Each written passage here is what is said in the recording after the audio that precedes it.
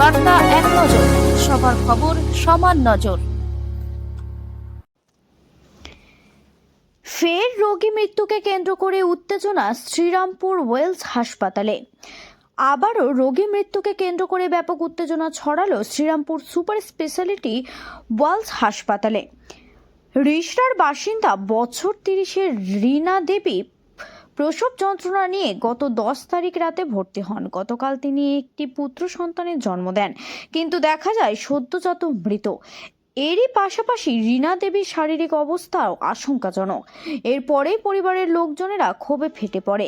রীনা দেবীর ননদ জানায় তারই চোখের সামনে অন্তত নির্মমভাবে প্রসব করানো হয়েছে তার বৌদিকে, আর এই জন্যই শিশুটি মারা গিয়েছে এবং বৌদির অবস্থাও আশঙ্কাজনক। গতকাল সারাদিন তার শারীরিক অবস্থার উন্নতি না হওয়ায় হাসপাতাল চত্বরে ক্ষোভে ফেটে পড়ে রোগীর আত্মীয়রা। দোষীদের কঠোর শাস্তির দাবি করতে থাকে। ঘটনায় শ্রীরামপুর থানার বিশাল পুলিশ বাহিনী এলে পরিস্থিতি নিয়ন্ত্রণে আসে।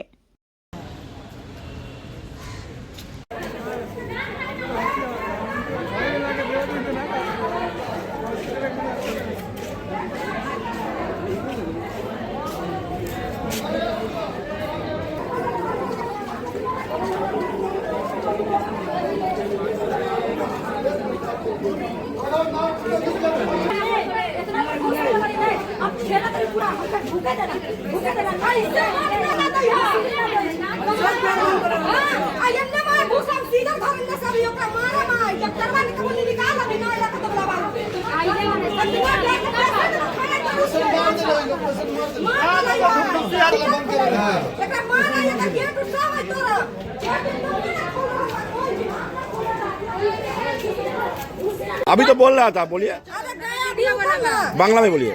এখন উপরে গেছিলাম, দরজা খুলছে না ওরা। 4-5 জন মিলে দরজা বন্ধ করে আছে। একটা পেশেন্ট ব্যথাতে বাইরে দাঁড়িয়ে আছে, কিছুতেই দরজা খুলছে না ওরা। না ভিতরে ঢুকতে দিচ্ছে না, কিছুতেই ঢুকতে দিচ্ছে না। দরজা খুলেছে বলছি ঢুকতে দাও, ঢুকতে দিচ্ছে না, সবগুলো বন্ধ রেখেছে। দরজা ঠক ঠক করছে, কিছুতেই খুলছে না ওরা। কেন করছে না ওরা? কি করবে? পেশেন্ট মেরে ফেলে দিয়েছে তো আমার ভয়তে। মারবো তো, ওদেরকে মারবো। বললাম ডাক্তারকে বের করো, ডাক্তার আসছে না, না কেউ দিদি আসছে, কেউ দেখতে আসছে না। কি অবস্থায় আছে আপনি কি দেখলেন? আপনাদের ঘরের লোক কি অবস্থা? আমার পেশেন্ট খুবই অবস্থা খারাপ। আমার পেশেন্ট কি হবে সেটা আমি জানি না। ডাক্তার বলেছে ব্যাস, এখন আমি কিছু বলতে পারছি না। ট্রিটমেন্ট হচ্ছে। যখন এসেছিল ভালো এসেছিল? ভালো ছিল, আমার পেশেন্ট একদম সুস্থ ছিল। ভালো নিয়ে এসি, আমার পেশেন্টের এই অবস্থা করে। কখন খবর পেলে? খবর দিল কখন? আমাদেরকে কালকে সিজার হয়েছে 10:40 সিজার করেছে। তখন আমার বাচ্চাকে বলছে মরা আছে, আমার বাচ্চা বেঁচে ছিল, পেটে থাকতে আমার বাচ্চা বেঁচে ছিল।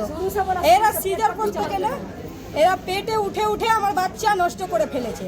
কারা পেটে উঠেছে? ওরা এইখানে দিদিরা উপরে পেটে উঠে আবার এরম এরম করে কি মানে ডেলিভারি হয় নাকি? এই বুকে উঠে চাপ দিয়ে দিয়ে বাচ্চা বের করবে ওরা। এটা কি দেখেছেন আপনারা? হ্যাঁ, আমি ছিলাম ওইখানে, আমি ওটি ঘরে বাইরে ছিলাম। আমার পেশেন্ট বলেছে আমাকে অপারেশন ঘরে কি আমাকে এইভাবে করেছে এরা, আমি ব্যথা দিতে পারছি না। তারপর বললে আপনি সাইন করুন, আপনার পেশেন্ট কিছু হলে আমরা দায়িত্ব নিব না। কেন সেটা নেবেন না? আপনি তো ডাক্তার, আমি ভালো পেশেন্ট নিয়ে এসেছি, আমার পেশেন্টের অবস্থা হলো কি করে? তারপর আমার পেশেন্টকে কিছুতেও দেখতে দিচ্ছে না। বাচ্চা আমার মেরে ফেলেছে। আমার বাচ্চা কবে মরেছে? 9:40-এ।